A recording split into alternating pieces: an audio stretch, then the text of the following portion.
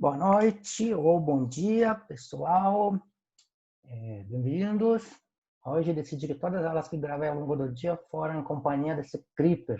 Quem joga Minecraft vai saber que é uma bela metáfora de divulgação para contar sobre o nosso distanciamento social obrigatório, forçado. Espero que todos estejam bem e nessa mini unidade de hoje, assíncrona, eu quero retomar o que falamos um pouco na aula ao vivo, sobre modelos e traduções. Antes de entrar nos outros modelos de comunicação pública da ciência sem ser o do déficit, que começamos a destrinchar, e de ver as vantagens e as limitações do déficit, queria um pouquinho focar nesses poucos minutos sobre que são esses modelos, né, e sobre essa ideia de tradução que a gente começou a discutir, a gente viu que era bem legal, né, de pensar na aula passada.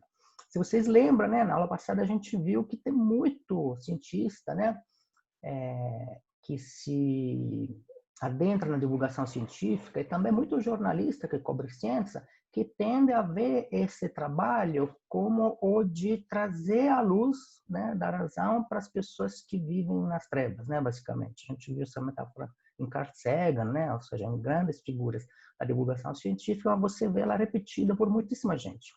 Ainda hoje, muitos, quando você pergunta, né, o que você faz, né, sendo um jornalista, um divulgador, um escritor de livros de ciência, ele se vê mais ou menos com essa visão meio prometeica, né, de que o trabalho de quem democratiza o conhecimento é como pegar um pedaço, uma parte, umas faíscas desse conhecimento, né, que é uma luz, e levá-la para as pessoas que não teriam acesso a isso. E então é essa metáfora, né, que é meio baseia esse modelo de déficit, né?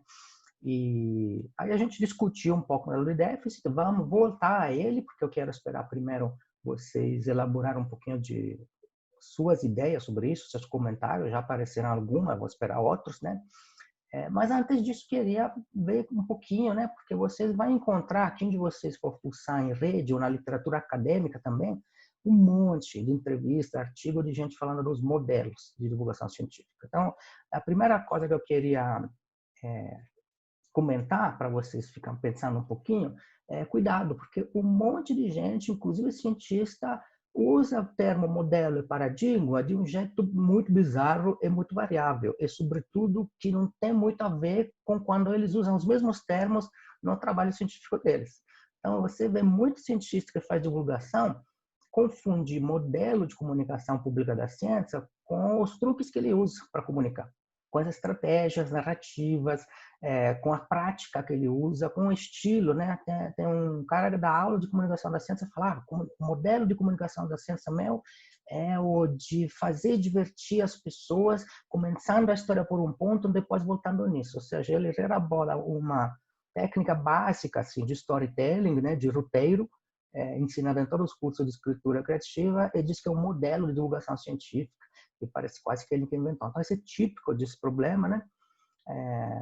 Aí, por exemplo, esse artigo na Universidade de Colorado, né, diz assim, modelo nesse artigo eu vou chamar de a maneira em que os cientistas tentam comunicar. Ou seja, na verdade, ele está dizendo que são as práticas, né? Como se tenta, né? As tentativas de prática. E também diz que o tal de modelo dialógico, né, que seria o que se contrapõe do déficit que a gente discutiu, seria afirmar que a comunicação da ciência não deveria ser unidirecional, mas deveria escutar os outros, né? Por exemplo, ela diz, o cientista ainda é esperto, especialista, mas o público pode fazer perguntas. Tá? Esse seria para ela o modelo dialógico. E não é assim que funciona. Tá? Isso é bem importante. Tá? Muitos outros, inclusive estudiosos de comunicação da ciência, publicam artigo acadêmico sobre teoria da comunicação da ciência e acabam fazendo modelos que são normativos. Eles não analisam o que está acontecendo na comunicação entre a ciência e a sociedade. Eles vão, digamos, se posicionar sobre como deveríamos fazer comunicação da ciência. Muitos dos que defendem esses modelos de engajamento, de participação, dialógico, na verdade, não estão fazendo modelo analítico. Na verdade, eles estão propondo os manifestos, tipo assim, tem que se fazer assim, é melhor, mais justo, mais belo, mais eficiente, fazer desse outro jeito.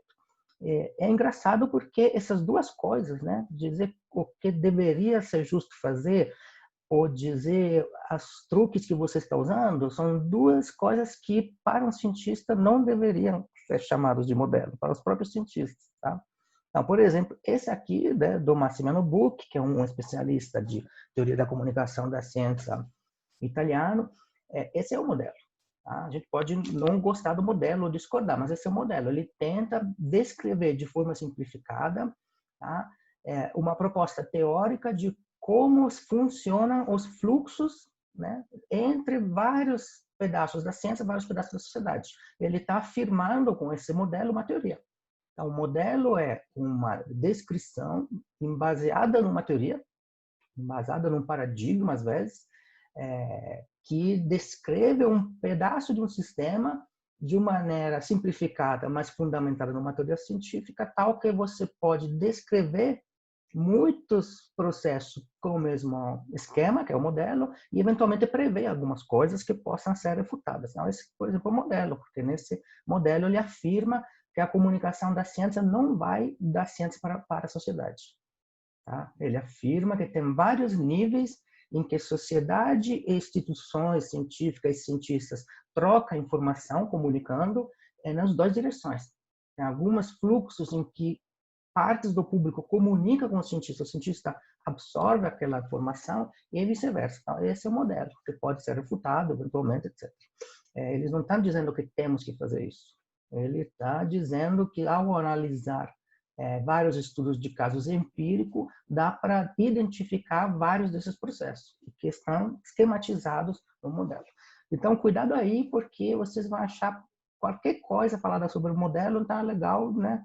Nada de mal, né, em alguém dizer como devemos fazer, e se ele quiser pode chamar de modelo, cada um pode usar as palavras que quiser, mas na hora da gente estudar é bom dividir, né, o que é o modelo normativo, o que é o modelo científico, analítico, né, e o que é modelo no sentido você é seu modelo, né, de vida, então faça como eu faço, né, te dando as dicas, o modelo de como comunicar, são coisas bem diferentes, tá? E a outra coisa, né, a gente discutiu na semana passada sobre essa questão do se a gente é um tradutor da ciência, né, e a gente viu, né, será que é melhor chamar isso de transposição? Será que é melhor chamar de outra forma? Em que casos, né? O problema não é dar nome, tá, gente? O problema é, na hora de você fazer, o que você quer fazer? Tá? Você quer transmitir conhecimento? Beleza.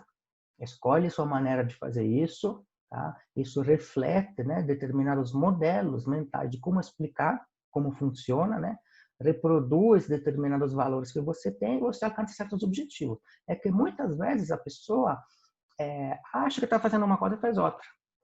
Tá? Então, por isso que são importantes os modelos e os nomes, não para fazer aquela coisa certinha de taxonomia ou de obrigar ninguém a usar as palavras rigorosas, mas porque, dependendo de qual objetivo vocês têm, vocês querem mais seguidores do seu canal de YouTube, vocês querem que as pessoas gostem da ciência, respeitem o cientista, vocês querem informar, são coisas muito diferentes. Então, se você faz uma e acha que está fazendo outra, na hora de você ver os resultados, muitas vezes você vai ficar negativamente surpreendido por seu público. Vai falar, nossa, eles não entenderam nada do que eu estava fazendo.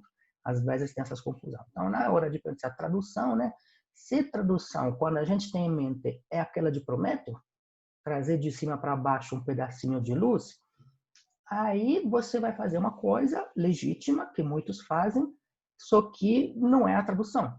Se você quer fazer tradução, você pode ter o luxo de fazer muito mais do que trazer fagulhas de luz de cima para baixo. Tá? O tradutor, será que um tradutor que traduz um poema de Homero para o português está fazendo de cima para baixo? Ou seja, ele está pegando uma coisa elevada, transformando numa coisa ruim? Ou será que ele se acha um semideus que conseguiu alcançar Homero e teve que simplificar para o público ignorante? O tradutor não faz isso. Ele tenta recriar de outra forma, para outro contexto, outra cultura, outra época, uma obra. Então, ele não está descendo, ele está, né, fazendo outra coisa. Ele não quer diminuir o tradutor. Então, esse que era um pouquinho o estímulo da aula passada, de pensar isso, né? Quem de vocês for atrás, eu sugeri de vocês for olhar o mito, né? De Prométeo, né? Mito nunca é uma história, são sempre um mosaico de histórias, eventualmente em contradições, né? Constitui várias narrativas simbólicas, né? Que dão sentido a um pedaço de nossa cultura, de nossos valores, né? Vocês veem que quem for atrás de ver vão descobrir que nem em todas as versões do mito Prometo é esse herói que paga um castigo caríssimo, né, por ter roubado o fogo dos deuses. E em algumas versões do mito tem a parte do que ele fez antes, que foi em certa medida ser um ambivalente e parcialmente maligno, né, criador da humanidade. Em algumas versões do mito, o Prometeu cria a humanidade jogando pedrinhas atrás de si. E não é muito do bem com as suas criaturas. E então não é apenas o herói que paga esse custo caríssimo, castigado pelos deuses por ter feito um presente à humanidade. É também outras coisas, né? Vão atrás de ver. E de qualquer maneira, se eu fosse um divulgador que gosta dessa visão prometeica, eu deveria me preocupar um pouquinho justamente desse castigo, né, que os gregos alertam que é o castigo da hubris, né, de quem é tão arrogante e prepotente que acha que pode decidir em vez que os deuses, né, o que é justo fazer para a humanidade. Então ele fica acorrentado pela eternidade, basicamente é uma pedra, uma montanha, acho que o próprio Monte Olimpo, e todo dia desce uma águia, né, o símbolo do Júpiter, e come o fígado dele enquanto ele está vivo. Toda noite o fígado dele cresce de novo para ele passar pelo mesmo suplício pela eternidade. Então, os gregos sempre tinham uma alertazinha nas histórias deles, né? Nunca eram só histórias de heróis ou só de anti-heróis, ou de vilões. Eles sempre têm uma capacidade de mostrar os dilemas internos de cada uma dessas narrativas míticas. Então, o conhecimento, os gregos nos estão alertando, né? É ambivalente. Ele é inevitável, é necessário, é desejável, é o que faz os humanos serem humanos, mas também, né, tem algumas violações aí envolvidas que a gente vai discutir daqui a pouco no segundo módulo da disciplina, tá? Mas por hoje era por isso, né? Cada vez passada falamos, bom, então a tradução é muito legal, é muito mais legal do que a ideia de simplificar a ciência que é difícil para tornar ela palatável para todo mundo. Um cara que decide levar a sério esse negócio de construir ponte, vai se dar conta que traduzir significa normalmente até mesmo complexificar, ou mudar, ou enriquecer o conteúdo original. Porque torna muito mais divertido e desafiador pensar o papel do divulgador. O que eu tenho que mudar da ciência para que ela funcione, essa ponte? Então, só para dar alguns exemplos assim, divertidos, a gente falou na outra aula do conceito de diferença do Derrida, mas é um conceito tão específico, de nicho, que ninguém que não estuda Derrida conhece, então era um exemplo meio parcial, mas era legal a história do tradutor, né, que desesperado para traduzir um ideograma japonês. Mas, por exemplo, quem é das ciências sociais, da humanidade, deve lembrar que uma das coisas, digamos, que dera muito eco, né, que uma das terminologias, das discussões que o Max Weber instaura na sua sociologia e que ainda hoje é muito falada, esse conceito do desencantamento do mundo, né? O processo de modernização do Ocidente leva a uma racionalização progressiva de uma série de esferas da vida social e da cultura, né? Incluindo a arte, o mercado, né? A justiça, etc.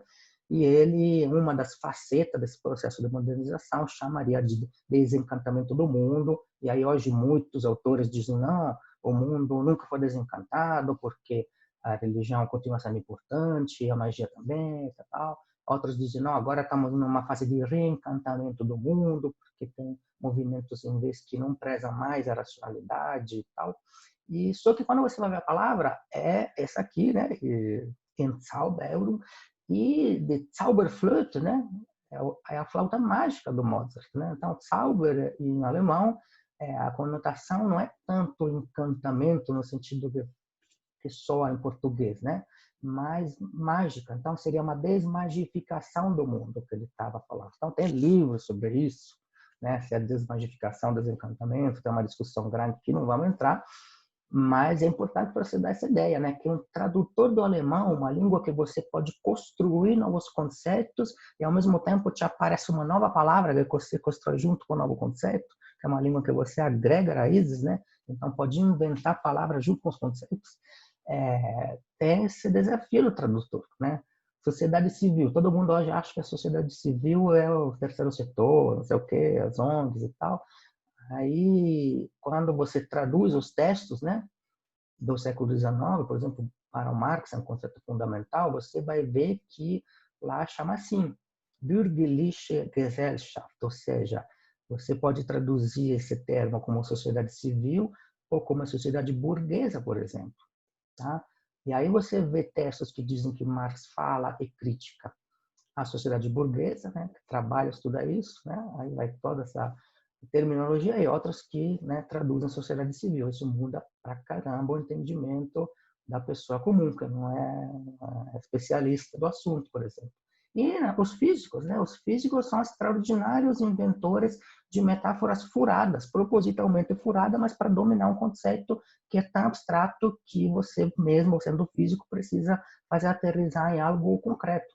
Então, o próprio cientista traduz sua própria abstração, sua própria formalização, suas próprias equações para dar uma cara concreta, para fazer ela aterrissar numa materialidade. Então, quando na física, na química, você estuda a questão do spin das partículas, né?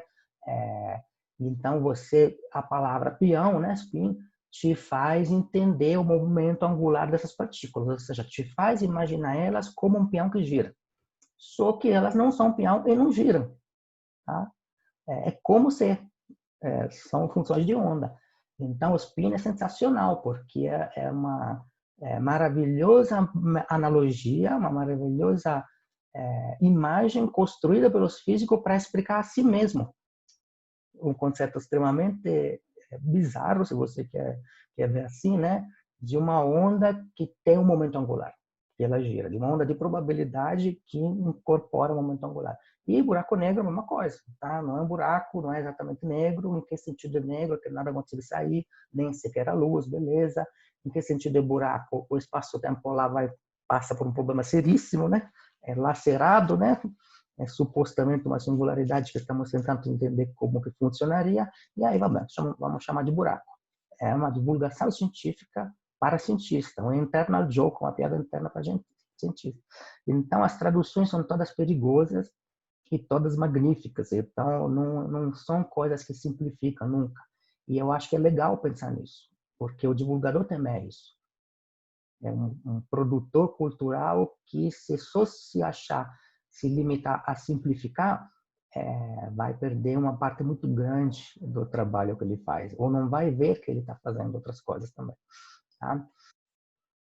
Então, isso aqui é um pouquinho uma coisa que eu sempre falo, acho que eu já mencionei para vocês no começo da disciplina, né, que muita gente acha que então o difícil da divulgação científica é aprender a traduzir, né, naquele sentido mais simplista da palavra, né, ou seja, tornar compreensível, né, não é isso,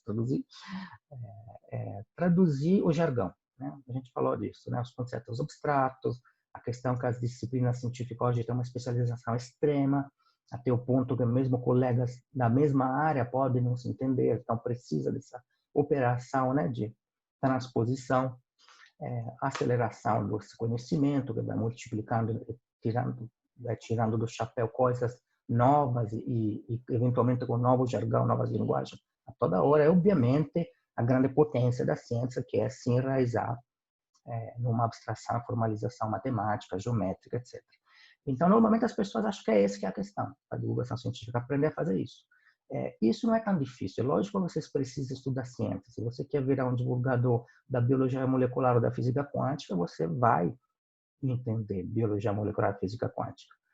Não no nível de um pesquisador praticante, mas no nível suficiente de você poder construir a ponte. Então, é difícil, mas é simples, não é complexo. Tá? Não é difícil criar um vocabulário, né, trabalhar conceitos. O que é mais difícil da divulgação da ciência não é no que ela se diferencia das outras maneiras de comunicar, tipo fazer jornalismo esportivo ou econômico e tal. O que torna difícil a divulgação da ciência, na minha opinião, é o que ela tem em comum, em vez, com o jornalismo e com a ciência. Não o que ela tem de diferente. Ela é diferente da ciência porque tem que usar palavras fáceis. Mas isso é banal.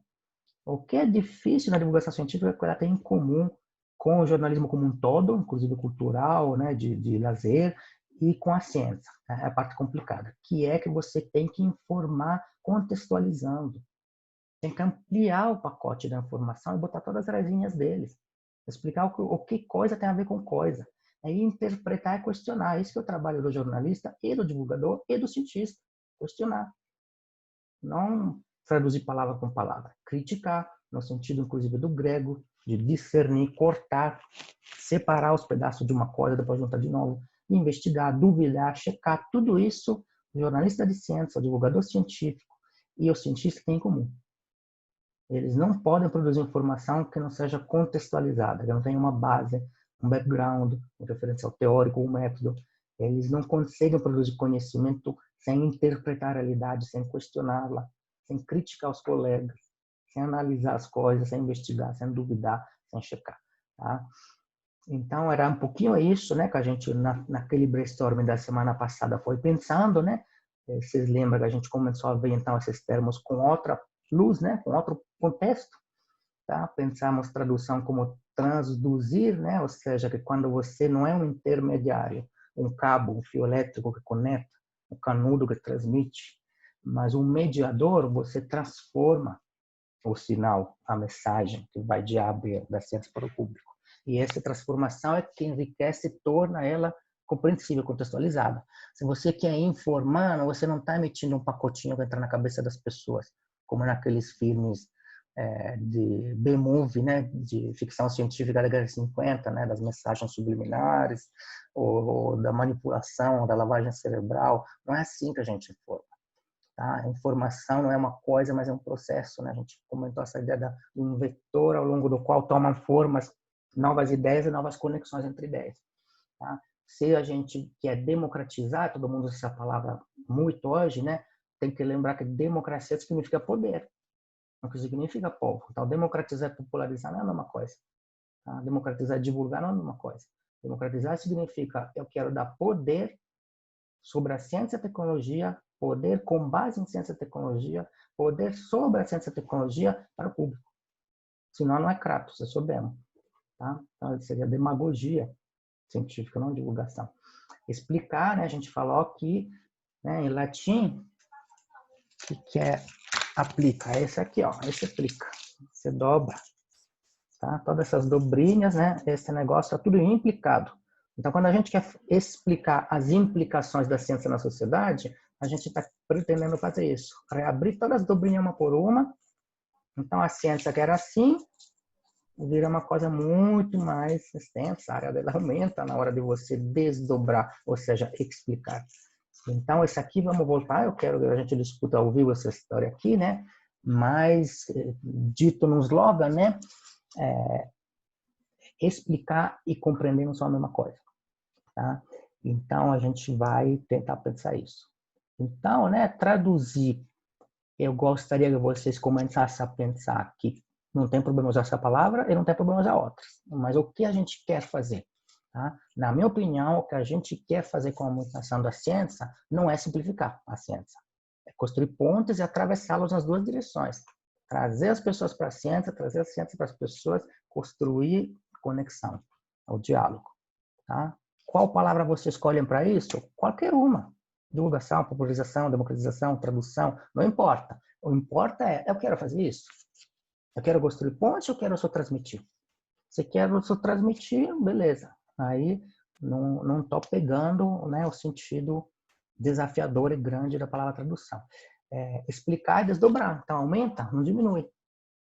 Você pega um paper de ciência e que explica ele aumenta, porque você vai enfiar a política, a moral, a arte, as metáforas, tá? E informação não é bytes, né? Não é gigabytes, é um vetor, então você tem que processar o processo, você tem que pensar na hora de explicar a ciência, o que essa operação transforma em você, o que você aprende com o seu público, por exemplo. Aí sim, essa chama de informação. É mudar, nós mudarmos ao longo desse caminho. Tá? E, né, finalizando essa questão, eu sempre insisto isso, é o meu tipo mantra, né? É o meu mote, eu que inventei essa ideia assim, né? Lembrar que, então, temos que levar a sério os modelos de comunicação que mostram há décadas que o funcionamento empírico da comunicação não é que tem um público que recebe. Tá? Então, esse é o modelo. É a descrição científica esquematizada de processos que foram estudados empiricamente. Os processos de comunicação, quando você estuda, você descobre que o público não recebe informação. Não é um paciente. Tá? Em grego, patos é o que você passa, né? é que te acontece, que você sofre, né? Passa por isso. O público da divulgação científica não é paciente. Ele não se limita a receber. Ele não passa por aquilo assim, deitado. E também não é um paciente no sentido médico. Ele não é vítima de alguma doença, coitado. Ele é racional porque não conhece a ciência. A gente tem que se acostumar a não tratar, não pensar, não enxergar o público dessa maneira. Por que não funciona assim? E porque se a gente enxergar só esse pedaço da divulgação científica, a gente não vai alcançar a maioria dos objetivos que o divulgador hoje diz que tem, né? Então, os pacientes são outra coisa e não são os públicos, né? As audiências da divulgação científica, que, pelo contrário, são agentes, são pessoas que agem a partir daquela informação e a distorcem eventualmente, faz um negócio que você não quer, reagem àquilo, recusam aquilo, são superativos, são agentes e são impacientes, ou seja, uma coisa que muito acadêmico esquece, ou muito estudante jovem, né, que sai de uma formação científica que quer fazer canal no YouTube, né, esquece, é que quando você não é um paciente, é também porque o público da divulgação científica não é um público cativo, tal como são os alunos numa escola, ou os alunos numa universidade, ou os próprios cientistas, que se tornam cativos por sua própria vontade profissional. O que é um público cativo? É o público que não pode mudar de canal quando você diz uma coisa. Tá? É um público que quer e precisa saber tudo dos documentos até o fim. É um público que precisa que quando você explique do jeito acadêmico, introdução, background, metodologia, resultado, discussão, conclusão. Esse processo você só pode fazer com o público cativo, ou seja, que não levanta no meio da aula e vai embora. Porque não pode levantar, porque não quer levantar. Porque é o trabalho deles, outras razões. O público da divulgação científica é impaciente no sentido que ele não precisa te ouvir até o final. Ele não é cativo. Você tem que cativá-lo, se você é dessa estratégia. Eu não acho que o objetivo seja tornar prisioneiro nossos públicos, né? É outra coisa, acho a maneira de fazer ponte. Mas, de qualquer maneira, ele pode ir embora. Tá? Ele não é cativo. Então, essas são as coisas. Tá? E aí, se vocês entraram um pouquinho nesse raciocínio, né? De que o difícil da divulgação científica não é traduzir jargão, isso é óbvio da divulgação científica, mas que o difícil da divulgação científica é ressoar, reproduzir o que a ciência faz, ou como da ciência, no contexto das pessoas, etc., fazer a ponte, você vai se dar conta que, então, o divulgador é muito menos parecido com um transmissor de informação e muito mais com um produtor de conhecimento, com um cientista. Tá? Você vai ver que um bom jornalista, um bom divulgador, um bom cientista, tem muito mais coisa em comum do que é diferente. Os dois precisam, para ser bom, ser curiosos, intelectualmente abertos. Tá? Precisa muito de curiosidade intelectual. O jornalista tende a ter uma curiosidade intelectual gigantesca. Os educadores também, os divulgadores também. Os dois são animados, né, por uma vontade apaixonada, normalmente, de busca pela verdade. Os dois prezam a precisão, né, as duas profissões, né, a exatidão, a objetividade.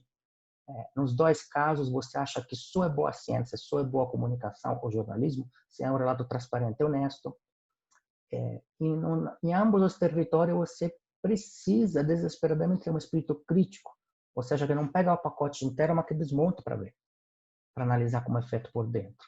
Tem que ser duvidosos, tem que questionar, perguntar, interrogar. Nos dois casos, é um valor e não um desvalor o ceticismo, é a checagem. Em algumas esferas da vida social, o ceticismo não é um valor. Tá? Por exemplo, na fé, na religião, você se entrega. Então, lá não é que é proibido, não é que você não pode, não deve. Digamos, a maneira de você experienciar uma fé não é via ceticismo, tá? É via entrega. Pelo contrário, tanto na ciência quanto no jornalismo, o ceticismo é um valor central, é um pilar. E o distanciamento também. A multiplicidade, a diversidade das opiniões, você vai juntando e comparando. A disclosure, mostrar exatamente de onde que vem o que você sabe, tanto no jornalismo, quanto na divulgação, quanto na ciência. Sentir o compromisso com a sociedade, o que você está fazendo, né? Obedecer, portanto, um sistema deontológico, enfim, tem bastante coisa em comum, tá? Então, hoje era só para botar a pulga na orelha de começar a pensar essas coisas, tá? Algum de vocês perguntou, mas por que eu não posso fazer uma coisa só? Por exemplo, eu posso fazer déficit? Claro que pode, pelo contrário, tem que fazer uma coisa. Ninguém vai poder, digamos, se jogar em todas as diferentes objetivos e formas e escolhas políticas e abordar todos os modelos quando faz um produto de divulgação científica. Você escolhe uma coisa, nesse produto eu quero explicar o que é uma enzima de restrição. Tá? Então, eu vou fazer desse jeito. Então, pode. Importante né, que você saiba o que você está escolhendo fazer. Tá? Porque, normalmente, a pessoa vai explicar o que é a tal molécula e acha que isso é para o público geral, e não é, e chama isso de democratizar o conhecimento, mas não tem nem como saber se o público tem mais poder antes ou depois dele aplicar o enzima de restrição. Então, você vai alcançando objetivos opostos ao que você quer ou simplesmente não tem nenhum objetivo. Aí, as pessoas se surpreendem. Por que não aumenta o número de seguidores? Por que só me manda carta a colega da mesma área? E assim por diante. Então, essa é mais ou menos a mensagem de hoje, né? Não tem nada para trabalho de casa, não tem tarefa, não tem para estudar, mas só tem isso para curtir, tá? Quem não conhece ainda pode brincar de conhecer The Big Bang Theory. E depois vocês me contam o que vocês acharam e tragam outros exemplos se você acha desse tipo de comunicação científica. Depois a gente vai ver se esse tipo tem um modelo ou não por trás. E